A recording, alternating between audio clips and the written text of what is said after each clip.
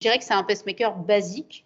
Et puis, l'autre chose, c'est là où c'est un problème, c'est que quand c'est probablement un peu difficile de l'enlever.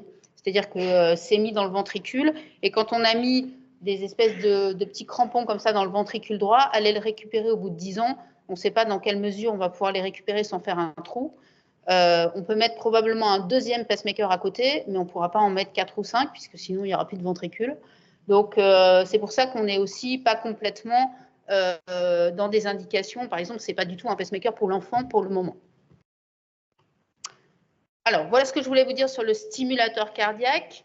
Je vais finir ma présentation parce que vous allez voir, il y a beaucoup de points communs entre les stimulateurs cardiaques et les défibrillateurs. Et puis après, on ouvrira complètement aux questions. Le défibrillateur, c'est 1980, donc c'est une trentaine d'années plus tard.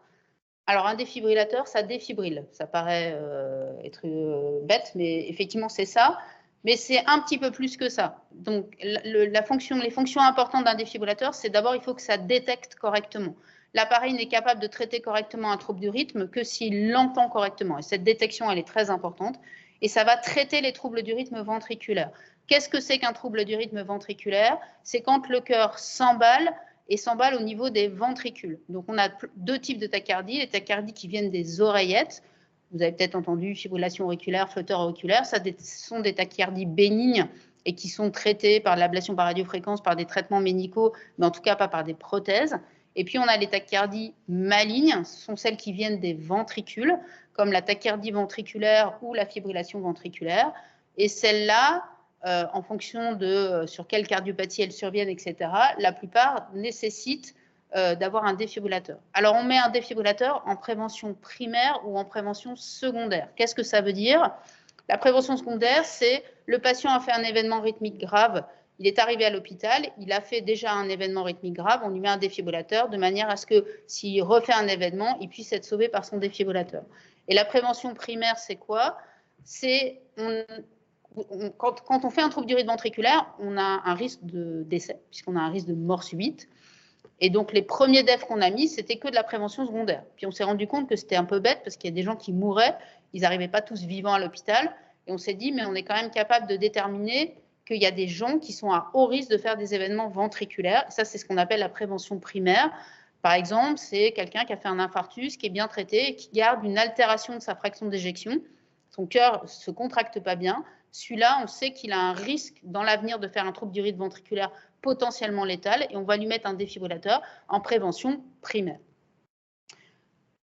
Les défibrillateurs dont je vais vous parler maintenant ont tous une fonction pacemaker. Ce sont des défibrillateurs, mais en fait, vous allez voir, ça ressemble beaucoup à un pacemaker, donc ce sont aussi des pacemakers. Ce n'est pas ce qu'on recherche, mais c'est quelque chose qu'on peut utiliser si on en a besoin.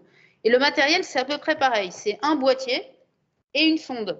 Donc, vous voyez là le schéma au milieu, vous allez me dire, bah, ce n'est pas très différent de ce que vous nous avez montré tout à l'heure. Ce qui change, c'est la taille. D'accord? Pacemaker, défibrillateur. Pourquoi? Parce que là-dedans, il y a une batterie qui est beaucoup plus grosse parce que cet appareil-là sort de l'énergie 1000 fois supérieure à celui-là. Et là-dedans, il y a un condensateur. Parce que pour pouvoir sortir des chocs à 20 joules ou 40 joules, il faut condenser l'énergie. Donc, c'est pour ça que c'est beaucoup plus gros. D'accord? Donc, pacemaker, défibrillateur. Et les sondes, ben, c'est pareil. Pardon. Ce sont deux fils. La seule chose, c'est la technologie à l'intérieur qui est différente. Et si vous regardez bien là sur ma photo, cette sonde-là, elle a une zone un petit peu épaissie, là, qu'on appelle le coil. Alors, si vous, je pense que dans cette salle, tout le monde sait ce que c'est qu'un défibrillateur. Donc, c'est deux patchs qu'on colle sur la poitrine d'un patient et on défibrille. Et ben, un défibrillateur implantable, il nous faut aussi deux patchs. Un des deux patchs, c'est le boîtier, et le deuxième patch, c'est le coil. C'est cette partie épaisse qui est sur la sonde, et c'est entre cette partie-là épaisse qu'on appelle le coil et le boîtier qu'on va délivrer l'énergie. D'accord? Donc, vous imaginez les deux patchs remplacés par d'un côté le boîtier et de l'autre côté le bout de la sonde. Un défibrillateur, c'est un boîtier et des sondes. Et là, pour le coup, c'est comme le pacemaker, on a des simples, des doubles, des triples. C'est-à-dire qu'on peut mettre une seule sonde dans le ventricule, ça c'est le minimum pour avoir la défibrillation, mais on peut avoir besoin d'une sonde dans l'oreillette et on peut aussi avoir besoin de resynchroniser les ventricules. Et dans ces situations-là, on va utiliser en plus la fonction pacemaker du défibrillateur. Donc un patient peut avoir besoin que d'un DEF et un patient peut avoir besoin d'un DEF et d'un PES, et le même appareil va pouvoir faire les deux choses. Donc, vous voyez, la radio de thorax, elle n'est pas très différente de ce que je vous ai montré tout à l'heure. Un boîtier, sauf qu'il est plus gros, et des sondes, une qui va dans l'oreillette et une qui va dans le ventricule, qu'on ne voit plus très bien parce que la radio n'est pas très bonne. Ça s'implante pareil. Techniquement parlant, c'est exactement la même chose. Un boîtier sous la peau, les sondes qui passent dans les veines et qui arrivent dans le ventricule droit et dans l'oreillette droite. On peut les implanter, comme je vous ai dit, avec une troisième sonde pour faire le traitement de l'insuffisance cardiaque. Et on les suit pareil avec un programmateur. Et de la même façon, ils ont un petit carnet. Donc le reste, c'est assez semblable à un stimulateur cardiaque. Et ça se fait aussi sous anesthésie locale. Durée de vie des défibrillateurs, 8 à 15 ans, c'est pareil. Ça dépend un peu si le patient utilise la fonction pacemaker ou pas. Si le patient a régulièrement des événements rythmiques, il va user plus rapidement son défibrillateur que s'il en a moins régulièrement. On a aussi maintenant des appareils IRM compatibles et c'est la même condition que chez les stimulateurs. Il faut que la sonde et le boîtier soient IRM compatibles. Le coût, là, on est entre 10 et 14 000 euros. C'est pareil, ça dépend de simple, double, triple. Plus il y a de technologie, plus ça coûte cher. Et les pathologies, c'est les mêmes, essentiellement des problèmes de sonde et des problèmes d'infection, sachant que sur les défibrillateurs, on a plus de problèmes de sonde parce que il y a beaucoup plus de technologie dans la sonde de défibrillation parce qu'il y a les conducteurs qui vont faire la détection et il y a le coil, donc cette partie un peu épaissie, et tout ça doit être entouré de protection.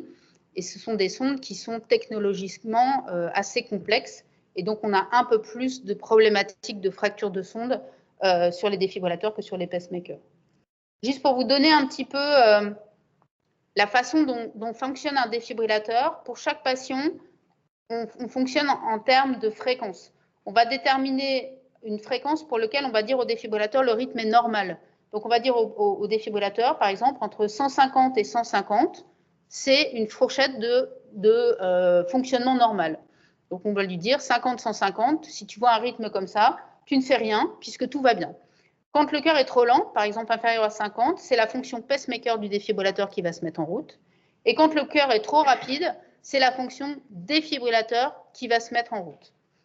Et cette fonction défibrillateur, vous avez tous compris qu'un défibrillateur, c'est envoyer un choc électrique. Et vous avez un exemple ici. Le tracé est en fibrillation ventriculaire et l'appareil délivre un choc. Et pour tout le monde dans cette salle, ce n'est pas une surprise puisque c'est un défibrillateur. La différence, c'est que ces appareils-là, ils sont en plus capables de traiter les arythmies ventriculaires sans délivrer de choc, avec de la stimulation antitachycardique. Et sur les tachycardies ventriculaires, qui sont par exemple, une tachycardie ventriculaire, c'est une tachycardie qui naît des ventricules et qui bat par exemple à 170-180 battements par minute. Et plutôt que d'envoyer un choc électrique, l'appareil est capable de stimuler le cœur au-dessus de la fréquence de la tachycardie. Donc, par exemple, le patient est à 170, l'appareil va détecter, il va les stimuler pendant quelques secondes à 190, il va capturer la tachycardie et au moment où il arrête de stimuler, le cœur s'est régularisé. Cette fonction-là, on appelle ça de la stimulation antitachycardique. Et c'est très important parce que c'est très élégant. Ça régularise le cœur sans faire mal au patient, puisque c'est complètement indolore. Et deuxième chose, ça consomme zéro énergie. Donc cette fonction stimulation antitachycardique des défibrillateurs, c'est une fonction importante. Alors je vous en parle. Pourquoi? Parce qu'on verra qu'il y a d'autres types de défibrillateurs et que certains de ces défibrillateurs ne sont pas capables de faire cette fonction-là. Donc un défibrillateur endocavitaire classique avec un boîtier et des sondes dans le cœur, ça peut faire de la stimulation cardiaque, ça peut envoyer un choc électrique et ça peut faire de la stimulation antitachycardique, c'est-à-dire régulariser le cœur juste avec un train de stimulation sans choc électrique. Et on a un autre type de défibrillateur qui est le défibrillateur entièrement sous-cutané. Donc c'est la même chose, toujours la même technologie, un boîtier et une sonde, mais cette fois, on va rester en dehors du cœur. On va implanter le défibrillateur là sur le côté, en sous-cutané, et la sonde ici, en sous-cutané. Et l'appareil va être capable de détecter les arythmies ventriculaires et de les choquer. Mais celui-là, il fait que des chocs électriques. Comme il n'est pas en contact avec le cœur, il ne peut pas faire de stimulation cardiaque et il ne peut pas faire de stimulation antitachycardique. Donc celui-là, vraiment, c'est la boîte à choc. C'est vraiment le truc de base. C'est intégré au malade, mais c'est carrément l'équivalent des deux patchs. Un patch d'un côté qui est le boîtier et un patch de l'autre qui est la sonde. Alors vous allez me dire, mais pourquoi on a fait un truc aussi primitif? En fait, ça a un énorme avantage, c'est que le matériel est sous la peau. Et donc, si on a des problèmes d'infection, c'est très facile à enlever. Et si le matériel casse, c'est très facile à enlever. Les sondes de défibrillateur, elles sont grosses, elles sont collées aux cavités cardiaques. On les implante, c'est des gens jeunes, et on sait qu'à un moment ou un autre, il va falloir qu'on les enlève. Et ces problématiques de sondes sur le défibrillateur, elles sont vraiment, c'est vraiment pour nous un problème au quotidien. Et donc, éviter d'avoir du matériel en intracardiaque, c'est un énorme avantage. Alors, vous allez me dire, bah alors pourquoi on continue à mettre les vieux si ceux-là sont mieux? Bah parce que ça dépend des patients. Il y a des patients qui ont besoin d'avoir la stimulation et il y en a d'autres qui ont juste besoin d'une boîte à choc. Et donc, on a les deux technologies de manière à, en fonction de l'indication et du choix qu'on va avoir, de mettre soit du matériel sous-cutané qui va faire que des chocs électriques, soit du matériel endocavitaire qui pourra faire des chocs, de la stimulation antitachycardique et aussi d'avoir une fonction de stimulation. Et on peut passer d'une technologie à l'autre. C'est-à-dire que mon patient, je lui mets celui-là en premier, puis 10 ans après, il a besoin d'autre chose, je lui mets l'autre. Ce n'est pas un problème. On peut passer d'une technologie à l'autre, mais on a le choix d'adapter soit un matériel simple mais non invasif, soit un matériel complexe mais un peu plus invasif, et on s'adapte aux besoins du patient. Donc là, vous avez une radio d'un patient qui a un défibrillateur sous-cutané, le boîtier sur le côté gauche, la sonde qui court ici sur le thorax, et quand on regarde de profil, le boîtier qui est sur le côté et la sonde qui court ici sur le thorax. Et je vous fais remarquer juste une chose parce qu'on va parler d'une troisième technologie de défibrillateur. La sonde, hop, j'ai perdu ma souris. La sonde là, elle est sous la peau et au-dessus du sternum. Là, il y a le sternum ici et le thorax ici. Alors pourquoi je vous dis ça? Parce que je veux parler d'autre chose avant. Tant pis, on fera dans le désordre. Parce qu'on a un troisième type de technologie, c'est le défibrillateur extravasculaire. Et celui-là, c'est le même que le sous-cutané, donc un boîtier et une sonde qui court. Mais la seule chose, c'est que cette sonde-là, au lieu d'être au-dessus du sternum, elle est en dessous du sternum, dans le thorax. Alors vous allez me dire, mais c'est quoi l'intérêt? Ben en fait, comme on est dans le thorax, on est plus à même de pouvoir faire de la stimulation antitachycardique. Donc cette fonction qu'on n'a pas, cette fonction de régularisation des troubles de rythme par stimulation qu'on n'a pas sur l'entièrement sous-cutané, on pourra l'avoir sur ce type de défibrillateur, l'extravasculaire. Donc 3 technologies, un endovasculaire avec les sondes dans le cœur qui est capable de tout faire, un sous-cutané qui fait que des chocs, et un extravasculaire avec le boîtier sur le côté, mais la sonde sous le sternum, dans le thorax, qui est un peu un intermédiaire entre les deux. Et un choix pour nous à adapter en fonction de la pathologie du patient. Et je rajoute une petite couche. Sur ce défibrillateur entièrement sous-cutané qui n'est capable de faire que des chocs, dans les 2 ans qui viennent, on va pouvoir lui rajouter un petit pacemaker sans sonde, comme je vous ai montré tout à l'heure. Vous avez le petit pacemaker sans sonde, qu'on va pouvoir mettre en plus, et les 2 appareils vont pouvoir communiquer, et celui-là va pouvoir ordonner à celui-là de faire de la stimulation antitachycardique si on en a besoin. Donc, on va pouvoir corriger le défaut de cet appareil-là en rajoutant un petit appareil à l'intérieur si on veut. On n'est pas obligé de le faire. Alors, pourquoi je dis dans 2 ans? Parce que cette technologie, elle existe, mais elle est encore en cours d'évaluation, et on ne l'a pas disponible aujourd'hui, en tout cas, pas en dehors d'essais cliniques. Donc, le défibrillateur, les sondes dans le cœur, le matériel complètement extrathoracique et un matériel un peu hybride. Et donc, la radio là que vous voyez sur la présentation, si vous regardez ici, la sonde de DEF, elle est derrière le sternum. Là, le sternum est là et vous voyez la sonde de DEF, elle est dans le thorax. Et donc, la proximité avec le cœur fait que cet appareil-là va pouvoir faire de la stimulation antitachycardique et bien sûr des chocs, puisque par définition, c'est la première chose qu'on leur demande, c'est faire du choc. Alors, ces prothèses, on les suit comment? Les PES comme les DEF, on voit les gens tous les 6 mois ou tous les 1 an, voire tous les 2 ans, on verra qu'on peut espacer un peu quand ils vont bien. Donc, ils ont tous leur petit carnet de stimulateur cardiaque. C'est des consultations dédiées faites par des rythmologues. Qu'en est-il de l'activité sportive des porteurs de PES et de DEF?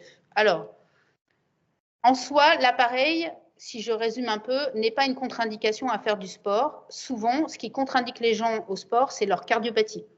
D'accord? C'est parce qu'ils ont un problème cardiaque qu'ils ont certains sports de contre-indiqués.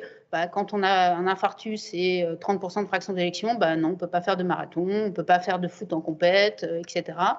Après, il y a quelques sports qu'on va essayer de limiter, ce sont les sports de contact, parce que si vous faites de la boxe et que vous prenez le coup de poing en plein dans le boîtier, bah, le boîtier, ça ne va pas l'abîmer, hein, c'est du titane, mais les côtes en dessous et la peau au-dessus, ça va les abîmer. Donc, on évite les sports de contact. Et chez les enfants ou les jeunes, on évite aussi les sports qui font aller beaucoup les bras quand on met de l'endocavitaire. Parce que le fil électrique, là, qui est sous la peau, si vous avez 8 entraînements de volley par semaine, vous allez cisailler la sonde 8 fois par semaine, et la sonde, au lieu de durer 10 ans, elle va durer 2 ans. D'accord? Donc, on peut être amené ponctuellement à limiter un certain nombre de sports du fait de protéger le matériel. Alors, la plupart du temps, les gens qu'on implante, ils ont 30% de fraction d'éjection et 70 ans. Donc, le volet, ce n'est pas trop notre problème. Mais on implante aussi des enfants qui vont grandir. Et typiquement, chez l'enfant, alors on a d'autres techniques d'implantation. Mais il y a un moment où ils vont avoir des sondes en haut, et le gamin qu'on a mis au basket quand il avait 5 ans, à 15 ans, je vais lui dire, mon petit gars, maintenant, tu n'as plus le droit de faire de basket parce qu'il faut protéger tes sondes. Autant vous dire que c'est un drame. La conduite automobile. Il y a depuis avril 2022 un décret qui régit les conditions de conduite automobile des porteurs de PES et de DEF. Ce qu'il faut retenir, c'est un porteur de pacemaker, du moment qu'il est bien suivi, il n'a aucune restriction à la conduite automobile. Les porteurs de défibrillateurs, ils sont contre-indiqués à tout sauf le permis B, c'est-à-dire que le patient qui a un défibrillateur et qui a un permis poids lourd, avion, hélicoptère, tout ce qu'il veut, il perd tous ses permis sauf son permis B. Et il aura des périodes dans sa vie, on va lui interdire de conduire. Après l'implantation d'un défibrillateur, pendant 1 mois, on n'a pas le droit de conduire. Après un événement rythmique, on n'a pas le droit de conduire. Pourquoi? Parce que c'est des gens qui sont exposés à des troubles du rythme ventriculaire. Et quand on fait un trouble du rythme ventriculaire, on est exposé à faire des syncopes. Et quand on fait des syncopes et qu'on est au volant, on se tue ou on tue les gens d'en face. C'est pour ça qu'il y a un certain nombre de restrictions. Avant, il y avait des recommandations internationales et un décret un peu flou. Et depuis avril 2022, il y a un décret extrêmement rigide et qu'on est obligé d'appliquer, et pour nous, les cardiologues, et pour les patients. Quand un patient décède et qu'il a un stimulateur cardiaque ou un défibrillateur, donc il a un des 3 boîtiers là que je vous ai montré, il faut enlever le boîtier. Pourquoi? Pour 2 raisons. Quand on est enterré, comme c'est des piles à lithium pour la protection de l'environnement, on ne peut pas enterrer un patient avec son boîtier, donc le boîtier doit être enlevé. Et si on doit être incinéré, ça peut faire sauter l'incinérateur. Donc le boîtier doit être enlevé. C'est comme ça, quand on signe les certificats de décès, c'est pour ça qu'on nous demande s'il y a un stimulateur cardiaque ou pas.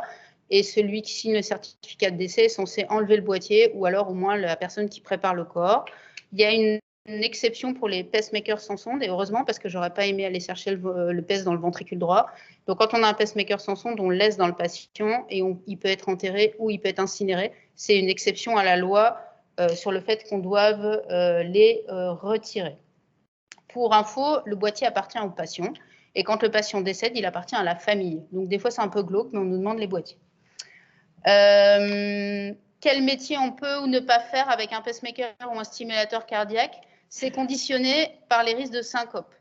Donc, normalement, un patient qui a un pacemaker qui est bien traité, il ne fait plus de syncope. Un patient qui a un défibrillateur est malgré tout encore exposé à faire des syncopes.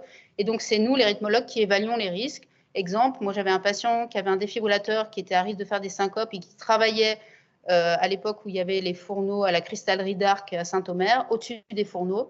Donc, s'il perdait connaissance, il tombait dans le métal en fusion. Donc, on l'a mis au secteur dessin, c'était moins dangereux. Donc, il y a un certain nombre de métiers. Évidemment, quand on est pilote de ligne et qu'on a un défibrillateur, on ne peut plus être pilote de ligne. Quand on est chauffeur routier, on ne peut plus être chauffeur routier. Donc, il y a un certain nombre de choses comme ça qui font qu'on est obligé d'aider les gens à avoir une réévaluation de leur activité professionnelle. Et enfin, pour finir, un petit mot sur la télésurveillance. Je vous ai dit, on voit les gens tous les 6 mois, tous les ans, tous les 2 ans en consultation. Pourquoi cette différence? Parce que maintenant, on a la possibilité d'avoir des systèmes de télésurveillance sur ces boîtiers. Donc, le patient, il est chez lui avec son petit défibrillateur ou son pacemaker. Sur sa table de nuit, il a un petit transmetteur.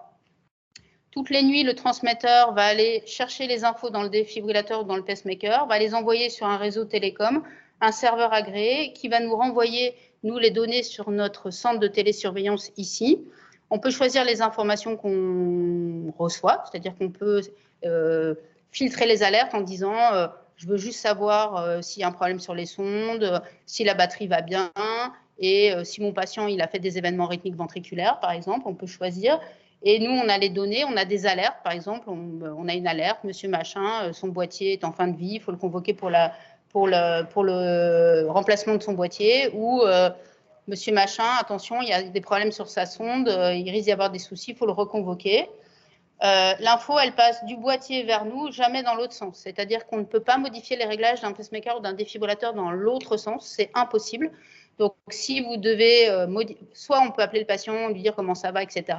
Mais s'il y a des réglages à faire, il faut que le patient se déplace. On peut avoir une transmission, avoir des infos, mais en aucun cas faire de réglage à distance, bien entendu pour des raisons de sécurité. Alors, cette télésurveillance, c'est hyper important parce que ça a démontré, en fait, on a un œil sur le patient en permanence, et en particulier chez les porteurs de DEF, ça a permis de dépister les complications, et ça est tellement important que ça a un effet sur la mortalité. Donc, ça fait partie des recommandations de classe 2A, dans la mesure du possible, de les équiper d'un système de télésurveillance, parce qu'on diminue la mortalité, parce qu'on diminue les complications. Et puis aussi, ça évite les déplacements inutiles. Nous, on a une grande région, et de temps en temps, il y a un patient qui fait un malaise à Calais, et puis il a un DEF. Alors avant, on lui disait, bah, venez, on va interroger le boîtier, c'est peut-être passé quelque chose. Maintenant, il appelle. Les filles de télésurveillance lui disent, vous mettez en face du transmetteur, vous appuyez sur le bouton. Ça transmet les informations, et on peut lui dire, bah non, il ne s'est rien passé, ça ne doit pas être ça, appelez votre médecin, c'est peut-être votre tension. Ou au contraire, oui, il s'est passé quelque chose, on vous envoie le SAMU, et on va faire des réglages. Voilà ce que je voulais vous dire, et je suis ouverte à la discussion.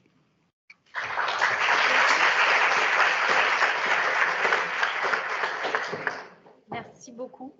Est-ce que vous avez des questions? Merci beaucoup pour cette présentation très complète et finalement, ça nous permet d'avoir une vision globale de ça. Donc, merci beaucoup. Est-ce que vous avez des questions? Je vais regarder en visio s'il y a des personnes qui ont des questions parce que je ne vois pas forcément. Ça vous a paru clair? Parfait. C'est parfait. Vous avez appris des choses? C'est parfait. Oui.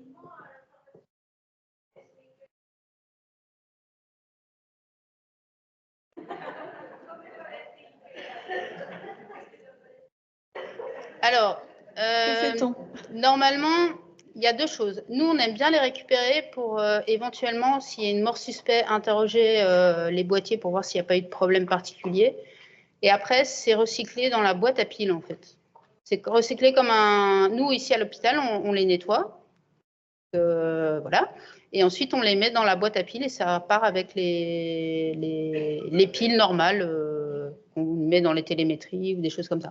Par contre, effectivement, on les nettoie avant. Et nous, ça arrive que des fois, on essaye de récupérer, par exemple, quelqu'un de jeune qui décède avec un PES ou un DEF, alors que ce n'était pas du tout attendu. On essaie de les récupérer pour interroger les prothèses. Même quand ils sont explantés, on peut continuer à les interroger pour voir si c'est pas passé un truc à côté duquel on soit passé. Est-ce qu'il a fait un événement rythmique, est-ce qu'il y a eu un dysfonctionnement de prothèse, etc. Donc, avant de les jeter, s'assurer. Alors, vous, généralement, quand vous les récupérez à la pharmacie, c'est que les gens sont morts à l'hôpital. Et donc, en général, là, il n'y a pas trop de doute sur l'origine du décès. Mais c'est vrai que, par exemple, quand ils décèdent en ville, ça arrive qu'on essaye de les récupérer. Mais sinon, boîte à piles. Enfin, chez Confo, vous pouvez, mais vous allez vous faire regarder de travers. Hein. Si vous arrivez avec votre petite caisse de boîtier. Question. J'avais entendu parler justement des défibrillateurs ou pacemakers, du coup rechargeables par un. Alors, ça existe en neuro. Donc, les neurostimulateurs, par exemple, dans le Parkinson, ils ont des sondes qui vont dans certaines zones du cerveau et un boîtier qui ressemble fortement au nôtre. Et là, effectivement, on peut les recharger. Ça n'existe pas en cardio parce qu'en fait, il y a des patients qui sont dépendants et si le patient ne recharge pas, le patient meurt. Donc, et ce n'est pas du tout la même technologie. Donc, pour l'instant, il n'y a pas de projet de recharge en cardio parce qu'il y a des questions de sécurité. Merci beaucoup. Eh bien, écoutez, bonne continuation. Merci.